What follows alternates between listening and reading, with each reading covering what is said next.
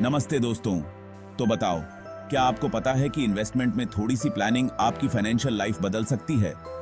फिर चाहे आप इन्वेस्टमेंट में नए हों या थोड़ा एक्सपीरियंस हो, आज हम कुछ ऐसी स्ट्रेटजीज के बारे में जानेंगे जो आपके पैसों को सेफ रखेंगी और ग्रोथ में भी मदद करेंगी।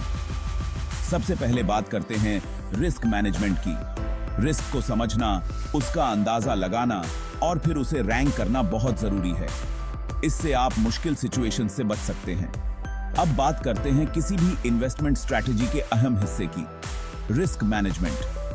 पहले ये समझिए कि आप कितना रिस्क ले सकते हैं और फिर उसके मुताबिक ही इन्वेस्टमेंट कीजिए।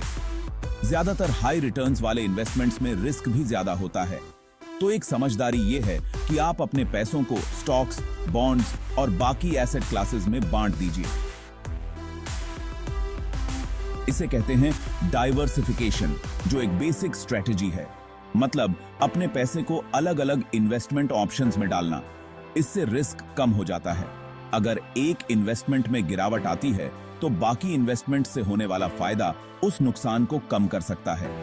जैसे कहते हैं ना कि सारे अंडे एक टोकरी में मत रखो। लॉन्ग टर्म इन्वेस्टमेंट की बात करें तो लंबे समय के लिए एसेट्स खरीदिए और उन्हें होल्ड करके रखिए। वक्त के साथ उनकी कीमत बढ़ेगी, जिससे आपको अच्छा रिटर्न मिलेगा। शॉर्टकट तरीकों से जल्दी पैसा बनाने की जगह लॉन्ग टर्म इन्वेस्टमेंट से रियल और लॉन्ग लास्टिंग रिटर्न आता है। शेयर मार्केट और म्यूचुअल फंड से फायदा उठाने के लिए लंबे समय तक का कमिटमेंट जरूरी है। इस स्ट्रेटजी से इन्वेस्टर्स को कंपाउंडिंग का फायदा मिलता है। आखिर में अपने इन्वेस्टमेंट गोल्स तय कीजिए। आपके पास क्लियर गोल्स होने चाहिए, फिर चाहे वो रिटायरमेंट के लिए सेविंग हो, बच्चों की पढ़ाई का खर्चा हो या फिर घर खरीदना हो। अपने गोल्स के हिसाब से ही इन्वेस्टमेंट स्ट्रेटजीज बनाइए।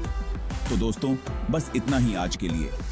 मनीष ने 30 साल की उम्र में म्यूचुअल फंड्स में पैसा लगाना शुरू किया। हर महीने कुछ पैसे डालता रहा और रिस्क कम करने के लिए एक डाइवर्सिफाइड पोर्टफोलियो बनाया।